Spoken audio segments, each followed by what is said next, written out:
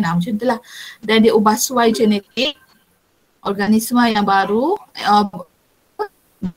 genetik yang baru, genetik kambing ni lah dah terubah suai dan hasilkan gen yang baru. So kambing tu tak pasal-pasal, dia ada gen yang boleh bekukan darah. Kambing tak ada faktor beku darah ke? Dia ada, tapi untuk kambing lah, bukan untuk manusia. Maksudnya kalau kita guna gen daripada kambing untuk beku darah, tak match lah kan. Kita nak rawat hemofilia pada manusia, bukan kita nak rawat hemofilia pada kambing. Jadi kita ambil faktor pembekuan darah dari amin tu tadi, masukkan dalam kambing. So kambing produce susu, so dalam susu tu mengandungi faktor pembekuan darah untuk merawat hemofilia abu tu tadi. Jadi organisma yang digunakan tu sama ada haiwan, tadi kes ni haiwan lah kan, kita guna manusia, lepas tu kita guna kambing. Tumbuhan, ada juga kita ambil gen daripada tumbuhan. Boleh, dua-dua boleh. Kadang-kadang kita ambil daripada haiwan, kadang-kadang kita ambil daripada tumbuhan, tak ada masalah. Melalui teknologi DNA recombinant. Ni yang cikgu cakap tadi lah, kita recombine. Combine tu maksudnya kita gabung. Okay, so kita gabungkan DNA yang amin tu, kita gabungkan dengan DNA kambing. So dia dah jadi recombinant, gabungan semula DNA.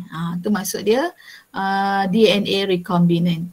Okay, so organism yang mengandungi recombinant DNA ni, iaitu kambing ni, okay, dikenali sebagai organisma terubah suai genetik ataupun genetically modified organism, GMO.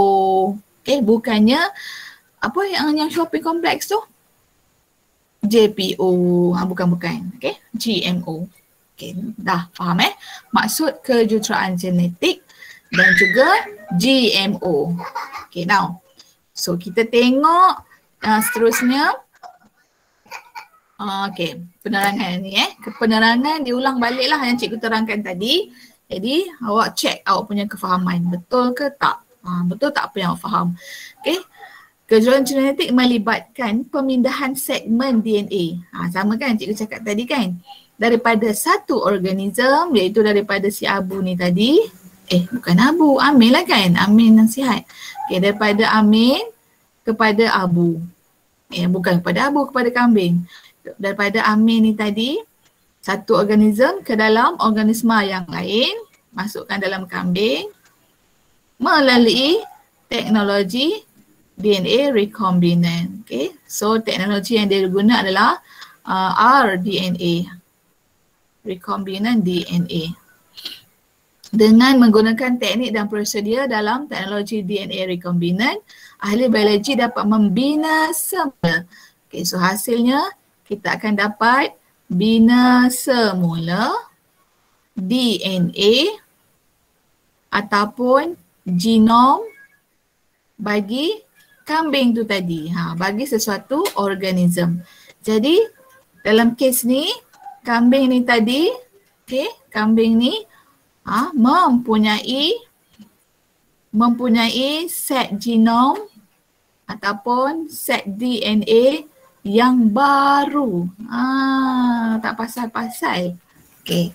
Jadi kambing ni adalah kambing yang mempunyai set genom yang baru. Maknanya dalam badan dia dah mempunyai DNA gabungan. Cikgu buat dua kala menandakan dia ada DNA yang dah recombinant. Dia ada rDNA dalam badan dia lah. So kambing ni dia berbeza lah daripada atuk nenek dia dulu kan. Kalau atuk nenek dia dulu tak ada DNA yang boleh hasilkan pembekuan darah, tapi dia ada. Jadi kita katakan dia adalah organisma baru. GMO, modified organism. Totally different daripada dia punya ancestor. Okay. Organisma terubah suai genetik ialah organisma yang, ulang balik. Kombinasi gen baru dihasilkan dalam sesuatu organisma. Organisma yang mengandungi DNA recombinant dikenali juga sebagai organisma transgenik, bukan transgender. Okay. Bukannya transgender. Transgender tu sajat. Ni bukan sajat. Okay. Ni adalah trans. Trans tu maksudnya dia dah ada berlaku apa? Macam seberang kan, menyeberangi. Kalau kereta api Trans-Siberia tu dia menyeberangi antara dua negara kan. So ni adalah transgenik. So kita katakan genetik dia sudah mengalami seberang lah, sudah menyeberang. Dia apa nak cakap? Dia menyeberang lah. Okay, ni genetik A. Ni genetik kambing tu kan. So dia dah berlaku cross kat sini. Tu maksudnya seberang, transgenik. Okay. Dia adalah transgenik atau kita panggil dia juga GMO. Bukannya GTO. GTO tu apa? Yang Korea tu? Bukan. Ni adalah GMO. Bukan juga JPO. JPO tu tempat shopping. Apalah cikgu Okay. Okay, ni yang cikgu terang tadi lah. Susu yang dihasilkan oleh lembu ini tidak mengandungi beta-lactoglobulin. Bukan cikgu terang tadi. Yang ni kes yang kedua. Cerita yang kedua ialah susu kalau biasanya siapa yang alergik susu kan, kalau awak minum susu, lepas tu awak rasa nak berak, awak cirit. Maksudnya dalam kandungan susu dia adalah laktosa kan. Kita belajar dulu susu adalah laktosa lah kan. Jadi ada manusia dia tak tahan kepada laktosa ni. Ada setengah baby bila dia minum susu yang ada laktosa, so dia akan cirit-birit. So kita katakan baby tersebut mempunyai alahan terhadap laktosa. Alahan kepada laktosa ataupun kita kata lactose intolerance. Dia tak boleh bertolak ansur dengan laktosa. Kalau awak tengok iklan susu baby kan dia ada juga bagi tahu yang setengah susu dia tu mengandungi laktosa tolerance. So baby yang alah kepada laktosa boleh minum. Hari tu cikgu ingat Tika pernah tanya cikgu kan tentang susu baby yang ada mengandungi laktosa tidak. Kan? Cikgu ingat dululah. Inilah kaitan dia. Jadi setengah orang memang kita tak boleh nak jangka. Dia memang tak boleh minum susu. Even orang besar pun kan. Perut dia kalah dengan susu. Sebab sebenarnya dia bukan kalah pada kandungan kalsium atau vitamin yang ada dalam susu. No. Dia disebabkan oleh protein yang ada dalam susu tersebut. Iaitu laktosa. Dia tak boleh nak digest. Jadi masalah ni menyebabkan kerugian lah pada syarikat susu lembu. Sebab banyak susu lembu yang dia producekan sekarang ni ada je laktosa. So adalah came out dengan satu idea, ada syarikat susu ni, dia pun cakap macam mana saya nak bagi untung ni, saya kena buat ni susu yang tak ada, yang boleh minum ni, yang orang alah laktosa boleh minum ni. Dia pun dia banyak, dia kaya kan syarikat tu kan, dia pun upahlah Hasif engineer genetik kat syarikat susu lembu. Hasif pun kata, bos saya berjaya ni bos menghasilkan susu yang tak ada beta lactoglobulin.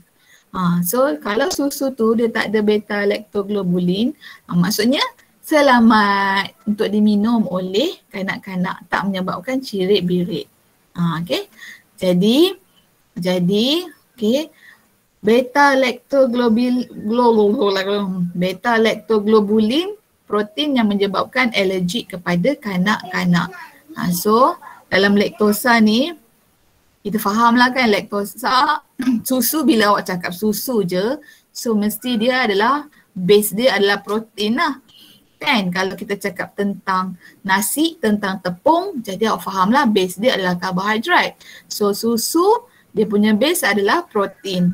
So dalam protein tu ada sejenis protein lah.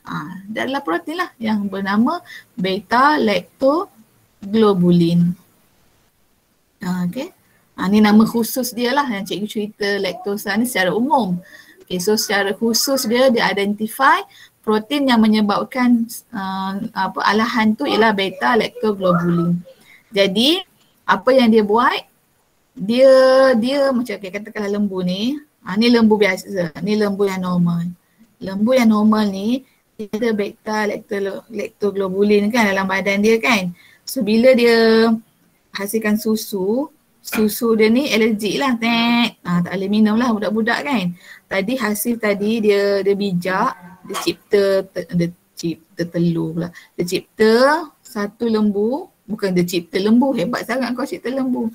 Dia ambil DNA ni, DNA lembu ni yang normal ni, dia potong bahagian DNA yang ada beta lacto ni. Dia potong. Okay, dia buang. Dia buang bahagian DNA yang mengkodkan beta lactoglobulin tu dia buang. So bila dia buang, dia masukkan dalam lembu yang baru. So lembu yang baru ni kita dah panggil dia lembu GMO lah. So dalam lembu yang ni dah tak ada beta lactoglobulin tu tadi. So bila dihasilkan susu tersebut bolehlah diminum oleh kanak-kanak yang alergik. So kaedah yang diguna pun sama. Dia gunakan bioteknologi menggunakan recombinant DNA. Jadi lembu ni adalah lembu GMO. So dalam badan dia tak ada beta lactoglobulin. Tak ada. So kita boleh katakan lembu ni adalah lembu spesies yang baru. Spesies baru. Dia berbeza daripada nenek moyang dia. Kita lukis bulu hidung sikit. Okay. Senyumlah sikit. Dia senyum. Okay, sebab dia adalah spesies baru yang dihasilkan melalui kajian Encik Hasif tu tadilah. Okay. Faham Okay, dah. Boleh. Okay, kita pergi lagi. Cerita kambing pula. Okay, cerita kambing ni cikgu dah terang tadi. Okay, cerita kambing ni adalah kambing yang mempunyai gen manusia. Lagi hebatlah kambing ni. Okay, so ni adalah kambing GMO. Okay, dia ada gen manusia lah, gen Amin tu tadi. Amin tadi baik hati kan nak tolong rawat Abu. So dia mengandungi gen manusia. Gen manusia yang menentukan faktor pembekuan darah tadilah. So dia ambil gen manusia ni, dia manipulasi, dia masukkan dalam kambing. Masukkan dalam kambing. Jadi faktor pembekuan darah boleh diperolehi daripada susu kambing lah. Tak boleh ke daripada daging kambing. Daging awak makan daging dia. Takkan kau nak sembelih daging setiap hari kan? Takkanlah Amin Abu ni tadi dia adalah pesakit hemofilia. Takkanlah dia nak makan daging kambing. Macam tak praktikal lah kan? Dia bunuh kambing ni, esok dia dah tak boleh makan dah. Nanti dia berdarah lagi, kambing dah tak ada sebab dia dah bunuh. Jadi lebih praktikalnya minumlah susu. Susu boleh dihasilkan setiap masa. Okay? Dan tersebut serta boleh ditulinkan dan digunakan untuk merawat pesakit hemofilia. Okay, ada cikgu dah terang. Okay, kita pergi pula kepada GMF. Genetically Modified Food. So F dekat belakang ni adalah food. Tadi GMO organism. Sebenarnya dia sama je. Sebenarnya tadi kita tak adalah kita makan kambing tu kan, kita rawat untuk tertentu je lah penyakit yang tertentu. Tapi GMF ni dia lebih kepada sumber makanan kita lah. Terutamanya makanan ruji. Contohnya padi, kelapa sawit, makanan yang tak adalah ruji sawit ni tapi dia sumber ekonomi kita kan. Nenas, jagung dan juga kacang soya. Kalau ternakan dekat luar negara, dia akan fokuskan kepada ikan yang mahal-mahal lah. Dia nak jual ikan salmon, lembu dan kambing. So yang ni dia lebih kepada makan ataupun jual. Termakan ataupun dijual lah, sumber ekonomi pada negara tersebut lah. Okay, jadi sama juga konsep dia, GMF, dia ada DNA daripada spesies tumbuhan ataupun haiwan lain. Okay, pengambilan GMF mungkin membawa implikasi yang masih belum diketahui. So kita masih lagi unknown dia punya effect for future lah. kita tak tahu kesan dia. Contohnya yang ditunjukkan apple ni. Apple ni tak ada biji contohnya. Ataupun awak ada hasilkan buah tembikai. Buah tembikai kalau dekat Jepun tu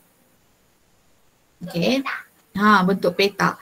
Yang ni yang tradisional. Yang tradisional yang memang Tuhan jadikan, dia adalah berbentuk bulat. So dia kata kalau bentuk bulat ni macam susah je nak potong, nak kena letak dalam bekas, lepas tu tergolek-golek. Dia kata lah susah, kita senang dia nak potong bulat pun kan. Tapi dia cakap why not kita cipta tembikai yang bentuk petak. Budak-budak nak tembikai bentuk petak macam kek tu. So dia nak cipta satu tembikai bentuk petak. Jadi dia pun carilah apa organism yang bentuk petak. Mana ada tumbuhan bentuk petak kan? So dia masukkan dalam DNA dimasukkan dalam DNA ni lah, DNA tembikai ni. So genetik yang mengkodkan bentuk petak tu, kod genetik yang mengkodkan bentuk petak pun dihasilkan lah. Dihasilkan pada yang baru ni. So tembikai petak ni adalah GMO. Tu tembikai lah. Yang ni tanaman macam padi, kelapa sawit, nenas dan jagung ni dia lebih kepada kita nak elakkan daripada serangga lah kan. Kalau tanam padi kan, kalau tanam banyak serangga. Dia nak elak macam itulah, jagung ke. Contoh Contoh cikgu ambil. Yang ni. Ni dalam jagung. Apa yang dia buat? Dia masukkan gen Bacteria Bacillus thuringiensis ke dalam gen jagung, mempertingkatkan kerintangan jagung terhadap serangan serangga. Ni adalah bakteria. Nama dia adalah Bacteria Bacillus sebab dia bentuk rod. Bentuk Bacillus thuringiensis tu nama spesies dia kan. Kita belajar itu jenis dengan spesies. Thuringiensis macam ni je. Dia masukkan dalam jagung. Ni jagung. So dia masukkan dalam jagung. Dia masukkan dalam ni. Jadi bila dia dah masuk dalam jagung ni kita panggil GMO lah. So jagung ni mengandungi bakteria ni tadi. Jadi bila serangga datang makan, serangga apa makan jagung? Belalang. Belalang. Macam mana lukis belalang? Katakanlah ni belalang. Bila belalang makan, dia makan, bakteria tersebut masuk dalam badan belalang ni. So bakteria tu akan musnahkan belalang ni. Dia musnahkan sistem pencernaan belalang tu. Ataupun dia musnahkan sistem pembiakan belalang tersebut. Jadi secara tak langsung belalang ni akan matilah. Ataupun dah tak membiak. Jadi jagung ni elok lah. Tak adalah diserang serangga. Faham? Persoalan dia, kita pula yang makan jagung ni. Adakah bakteria Bacillus thuringiensis tu membahayakan kesihatan kita sama dengan dia telah bahayakan kesihatan belalang tu tadi? That is the question mark, the big question mark. So itulah yang dia persoalkan lah. Penggunaan GMO. So dalam kes ni dia bukan GMO lah, kita terus identify dia sebagai GMF lah, food sebab kita makan. Jadi kita tengok keburukan dia. Memang dia ada kebaikan dia. Sebabnya di antara ciri-ciri makanan yang dah diubah sesuai genetik dia adalah rintang terhadap serangan serangga. Macam cikgu cakap tadi tu kan. Sebab dia telah masukkan gen bakteria Bacillus thuringiensis untuk memusnahkan serangga. Toleransi terhadap logam berat, kegunaan dalam bidang perubatan, rintang terhadap kegunaan dalam bidang perubatan ni nanti kita akan sentuh tentang macam mana penghasilan insulin secara besar-besaran, secara komersial. Yang kita duduk guna bagi orang yang orang yang diabetes tu lah kan, kita bagi dia injection of insulin. So macam mana production of insulin tu? Macam ni. Cara dia adalah menggunakan kaedah biotech ni lah, kaedah recombinant DNA. Nah ni kita akan sentuh. Okay, rintang terhadap penyakit, sama macam tadi lah. Rintang terhadap serangga. Rintang terhadap herbicide pun samalah, dia rintang terhadap serangga. So kita tak akan guna racun. So yang ni 1, 2, 3, dia lebih kepada tumbuhan lah. Okay, lebih kepada tumbuhan. Contohnya seperti jagung tadi. Okay, contohnya macam jagung. Okay, kita tengok GMF yang kedua. Okay, GMF yang kedua ialah ikan salmon. Okay, yang kedua, okay, ikan salmon. Kita tak biasalah makan ikan salmon kan.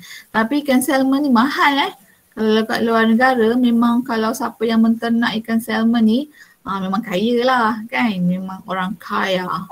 Okay, awak tak nampak cikgu tunjuk ikan salmon? Dah nampak. Nampak. Okay. Okay, jadi apa yang dia buat, okay, dia hasilkan super salmon. Kenapa nama dia super? Sebab dia very big, sangat besar berbanding ikan salmon yang normal. Ni ikan salmon yang super salmon. So dia adalah GMF. Kita modify organism, kita modify genetik dia. Okay. So dia cakap telah diluluskan oleh FDA. Dia cakap FDA kata tak bahaya ikan salmon ni, jadi selamat dimakan dan dijual di Amerika Syarikat dan juga Kanada. Dia keluarkan lah macam tu, jadi orang lebih confident lah nak beli, nak makan sebab dia adalah GMF kan. Jadi apa yang dia buat, dia ambil gen hormon pertumbuhan daripada ikan salmon Cino. Okay, macam ni lah kisahnya. Okay, dia ada satu ikan salmon, nama dia ikan salmon Cino. Dan ikan salmon Cino ni, ciri dia adalah besar. Memang besar ciri dia. Okay.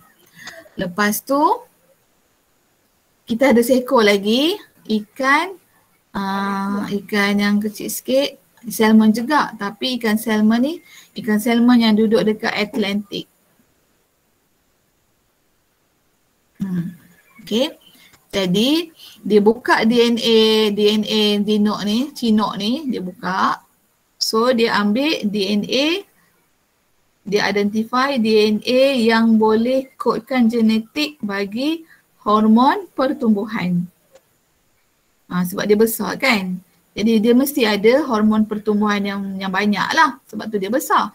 Jadi dia ambil DNA yang ni, okay, dimasukkan dalam salmon ni. Okay. So ni adalah DNA salmon Atlantic. So ini adalah DNA salmon Cino tu. So bila dia masukkan, so dia akan hasilkan salmon super. So dia akan hasilkan super salmon. So salmon ni, super salmon ni adalah salmon yang besar lah. Salmon yang besar. So dalam badan salmon ni ada recombinant DNA daripada dua jenis salmon tadi. So dia dah ada rDNA dalam badan dia lah. Okay.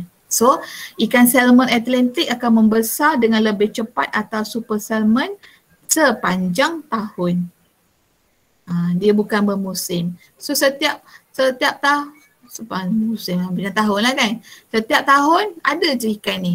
Kalau dulu ikan tu akan membiak hujung-hujung tahun, masuk musim sejuk ataupun masa lepas musim sejuk, bila musim bunga, dah masuk musim bunga, dia baru banyak. Tapi sekarang ni tak kira musim, ikan ni sentiasa ada. So ikan salmon ataupun super salmon merupakan GMF. Tapi dia telah diluluskan oleh FDA untuk dijadikan makanan. Sebab orang takut kan nak makan. Sebab dia adalah GMF. Orang risau lah. Sebab dalam badan dia, kenapa orang risau tu? Macam ni lah.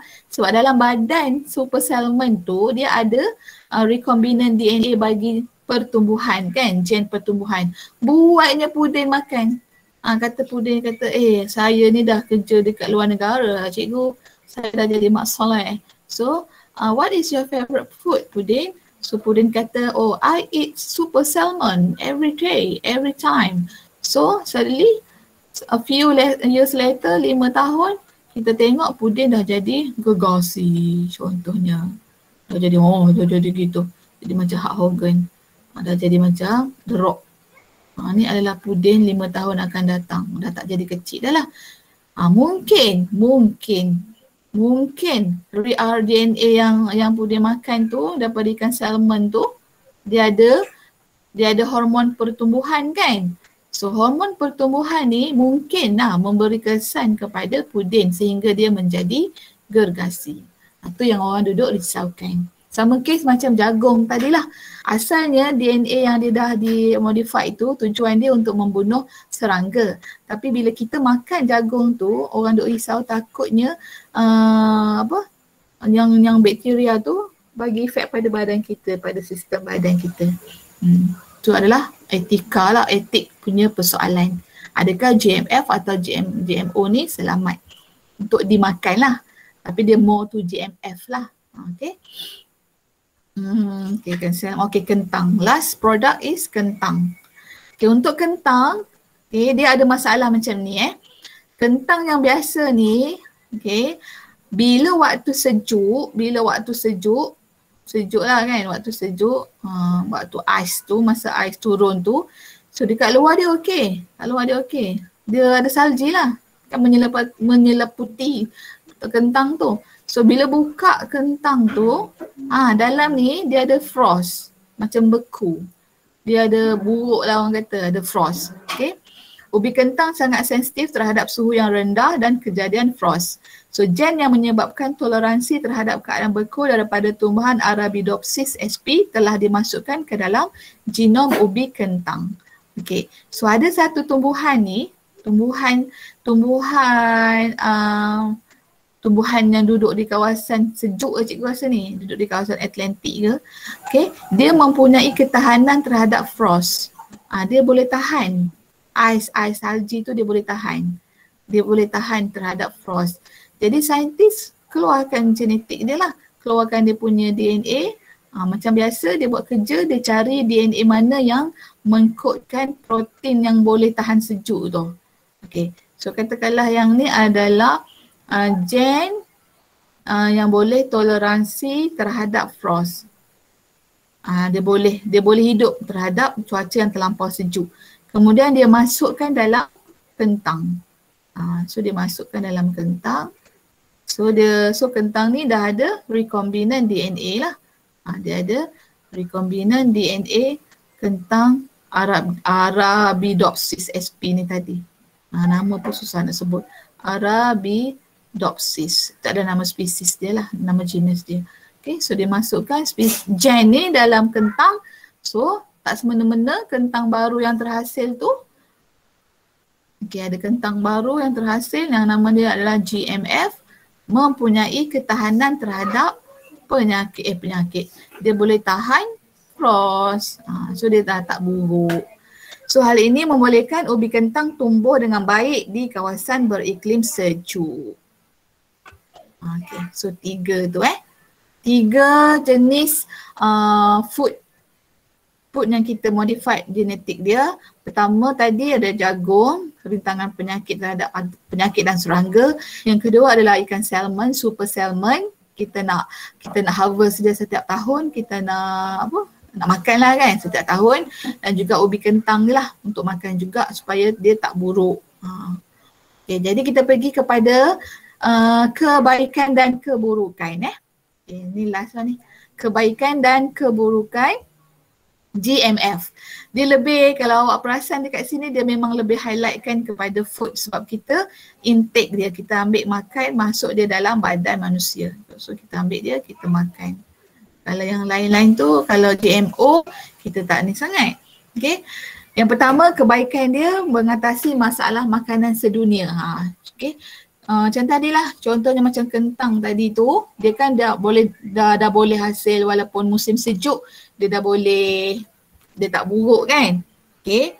So dia boleh, so kita kata bekalan makanan dunia ni akan kekal lah. berkualiti tinggi, macam tadi contohnya macam kentang tu tadi, dan juga ikan salmon tu lah kan. Ikan salmon kan super salmon kan, so dia berkualiti tinggi lah. Dia besar. Kentang pun dia elok tak buruk. Kos penghasilan makanan menjadi lebih rendah. Jadi kalau berbanding dengan yang dulu, banyak kali dalam setahun tau kena tanam kentang. Tapi bila dah buat GMO ni, kentang tu boleh dihasilkan setiap masa dengan kos yang lebih rendah. Meningkatkan kandungan nutrisi tanaman. Ialah bila dia awak makan ikan salmon yang besar tu memang nutrisi dia banyak lah kan. Mengurangkan masalah serangga, yang ni kes jagung tadi tu lah. Contoh jagung. Mengurangkan penggunaan pestisid pun sama. Hasil yang banyak menyebabkan harga makanan menjadi lebih murah dan juga mudah didapati. Sama juga dengan jagung yang dekat Cameron tu yang awak nampak warna apa jagung Cameron? Warna purple. Tak ada. Ini adalah contoh jagung, bukan jagung Cameron pun ni. Ini adalah jagung Thailand, jagung Siam. Kalau awak nak tahu, negara Thailand merupakan sebuah negara yang memang sangat aktif menghasilkan GMF. Dia memang teknologi pertanian dia memang lebih canggih lah daripada kita. Sebab tu makanan kita pun kita akan banyak import daripada Thailand. Contohnya macam beras, bawang apa semua kan. Sebab di Thailand ni dia pertanian dia memang sangat bagus. Korea pun belajar daripada Thailand dari segi teknologi pertanian. Jadi kalau awak jumpa pokok yang pelik-pelik tu, Thailand lah tu. Sama lah dengan jagung purple yang awak kata awak pergi ke Cameron, awak jumpa dengan jagung purple kan. Sebenarnya jagung purple ni memang tak wujud pun. Dulu-dulu memang tak ada jagung purple. So bila ada jagung purple, memang kalau cikgu memang dah tahu dah dia tu adalah GMF. Cikgu beli ke? Tak, cikgu tak beli. Cikgu tak minat lah. Barang-barang GMF ni cikgu tak minat sangat. Cikgu lebih suka barang organik, barang yang natural, yang semula jadi. Okay, kita pergi tengok kepada keburukan dia. Okay, spesies semula jadi akan jadi terancam. Betul lah kan? Jadi kalau semua orang nak makan jagung purple, mana nak datang jagung kuning? Tak ada. Yang asal dia tu akan terancam lah, spesies yang asal dia. Mungkin kemungkinan dia akan pupus. Terdapat kemungkinan kecil untuk gen yang dimasukkan ke dalam GMF dipindahkan kepada manusia. Yang cikgu cakap tadi Jadi kemungkinan gen yang dimasukkan dalam GMF ni, contoh macam gen apa tadi? Yang daripada bakteria Bacillus ni kan. Asalnya dia nak bunuh serangga, tapi bila kita makan mungkin dia akan menyebabkan kita rintang terhadap antibiotik. So, apa maksud kerintangan antibiotik? Maksud dia, apabila awak makan antibiotik, biotik tu dah tak berkesan pada diri awak. Dah tak berkesan. Jadi, orang yang mengalami kerintangan antibiotik, dia mengalami masa yang lama untuk sembuh daripada sakit dia tu. Contohnya dia demam. Dia demam. So demam dia tu disebabkan oleh jangkitan bakteria lah kan. So dia ada jangkitan bakteria kat mana-mana lah. Kat lubang hidung ke, kat leher ke, kat mana-mana lah kan. Jadi doktor of course lah untuk merawat jangkitan bakteria, dia akan bagi antibiotik. Jadi antibiotik ni dia tidak berkesan pada orang tersebut kerana orang ni adalah peminat tegar jagung purple. Contohnya. Tu bahaya. So mungkin dia akan mengambil masa yang lama, dalam masa seminggu baru dia sembuh. Kalau orang lain dalam masa 3 hari dah sembuh.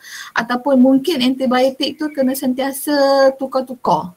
Antibiotik A tak berkesan. Try antibiotik B, tak berkesan doktor. Antibiotik C tak berkesan. Antibiotik D tak berkesan. Lama-lama mati dah masuk dalam kubur lah. Baru nak berkesan antibiotik.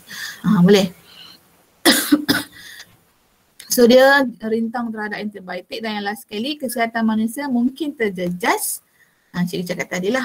Kaitan dengan tadi. Dan yang kita risaunya takut kandungan genetik manusia juga mungkin terjejas. Dia menggunakan perkataan mungkin. Maksudnya tak ada kajian secara menyeluruh lagi lah terjejas dia tu macam mana. Tapi kemungkinan genetik manusia juga akan terjejas apabila kita selalu consume GMF ni tadilah. Okay, kita selalu ambil makanan yang GMF. Jadi GMF ni banyak lagi nanti awak cari tahu Google. Cikgu rasa apple pun ada GMF. Apple, orange, buah-buahan yang diimport. Kalau di China dia ada kod dia. Ada buah apple tu dia memang tulis GMO. Orange GMO pada label dia. Jadi awak kena hati-hatilah. Memang dia lebih manis, dia lebih sedap, apple dia lebih besar. Tapi awak tengok pada label dia. Kalau dia GMF, tak payahlah ambil cadangan cikgu. Tapi kalau awak nak beli juga, sebab awak terliur tengok apple tu besar kan, besar macam bola sepak besarnya. Awak pun, cikgu saya jumpa apple besar bola, cikgu saya nak beli lah. Belilah. Tapi memang of course lah, tu adalah GMO. Atau awak tengok jambu batu kan, sekarang kan besar kan jambunya kan, tu pun adalah GMF, jambu batu. So biasa buah-buahan ni yang datang dari luar negara memang kebanyakannya adalah GMF. Kalau yang bukan GMF, yang saiz biasa-biasa itulah. Yang kalau buah apple pun standard size, yang tak logik lah apple sebesar buah kelapa. Kalau dia jatuh berbung atas kepala awak, ambil lah. Kenapa tu? Oh dia mati cikgu ditimpa buah apple. Kan pelik kan? Macam itulah. Jadi memang banyak sebenarnya GMF lebih kepada buah-buahan dan sayur-sayuran. Sayur-sayuran, cikgu rasa GMF sayur. Sayur apa Entahlah, cikgu pun tak tahu sayur apa. Sebab cikgu makan sayur-sayur kampung je. Okey, ada soalan? Pasal GMF? GMO? Tak ada. Tak ada. Pandainya semua. Faham kan? Siapa yang ajar? Cikgu kan? Ya. Puasan. Okey, awak tengok. Soalan pun tak mencabar. Okay, tak ada soalan. Soalan dia mencabar juga tapi nanti dia lebih kepada pendapat lah, pendapat dia. Okay. Pendapat. Cuba tengok soalan sumatif. Soalan sumatif. Pernah keluar soalan SPM tahun berapa entah dia keluarkan GMO ni. Tapi masa tu silibus tak menekankan sangat tentang GMO, GMF. Jadi memang mati kutu lah saya calon tu nak jawab. Sebab dalam buku teks memang tak ada diterangkan tentang GMO. Dia hanya terangkan tentang kejuruteraan genetik secara umum je. Tapi tu adalah silibus lama. So silibus baru ni cikgu nampak dia lebih fokus kepada apa yang ditanya dalam periksa lah tentang isu-isu semasa. Dia lebih apa orang kata applicable lah, lebih lebih relevan lah macam gitu. Okay, cuba tengok muka surat 292. Dia ada tanya tentang gambar foto satu tu menunjukkan contoh beberapa makanan daripada GMF. Okay, daripada GMF. Banyak makanan diubah suai secara genetik.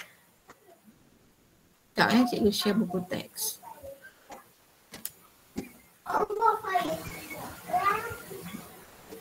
Okay. Sebagai wakil badan bukan kerajaan, iaitu NGO, anda mencadangkan GMF harus dilabelkan. Okay. Harus dilabelkan sebab sekarang mereka tak labelkan. Dia hanya menggunakan kod sahaja. Hanya yang faham kod tu je lah yang tahu yang tu adalah GMF. So sebenarnya tak telus lah kan. So dia mencadangkan GMF harus dilabelkan seperti yang ditunjukkan dalam gambar ni. Okay, so bila awak tengok kat situ awak boleh nampak beberapa makanan yang GMF seperti cili benggala ni, timun, tomato, sayur kan. Wajarkan cadangan anda. Jadi apa yang awak boleh letak dalam cadangan anda? Kenapa? Apa yang boleh awak letak dalam isi dia? Wajarkan cadangan anda tu. Sebenarnya awak boleh masukkan apa?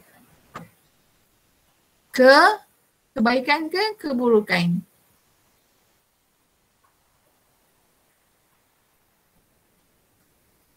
Dan di sini wajarkan cadangan anda. Mungkin awak boleh letak kedua-duanya lah kot. Kebaikan dan keburukan dia.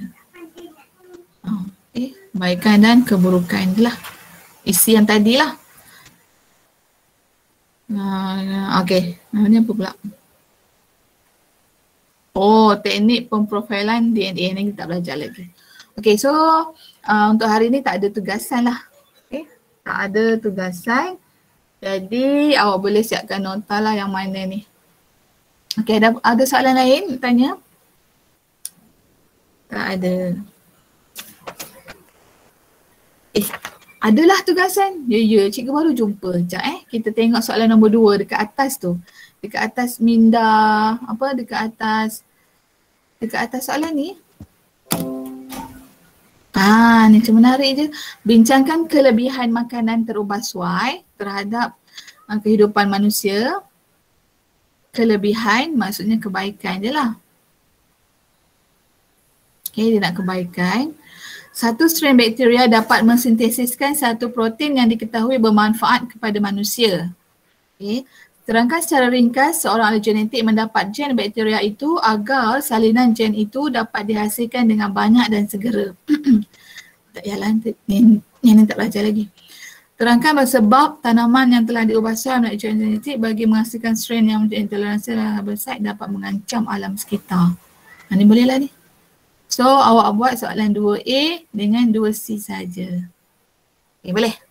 Sebelum habis 11.30. Kelas kita 11.30 kan?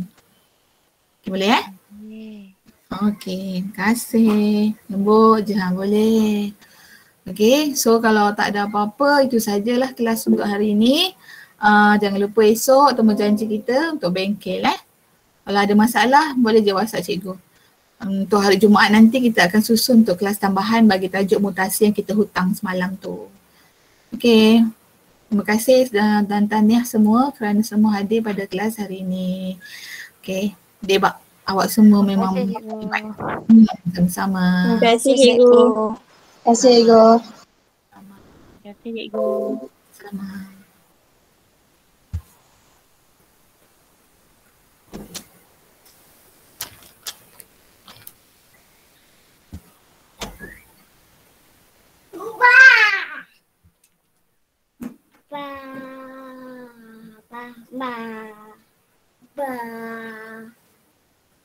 Tinggal siapa je? Dah habis dah. Habis Google Meet. Habis Google Meet. Google Meet. Google Drive.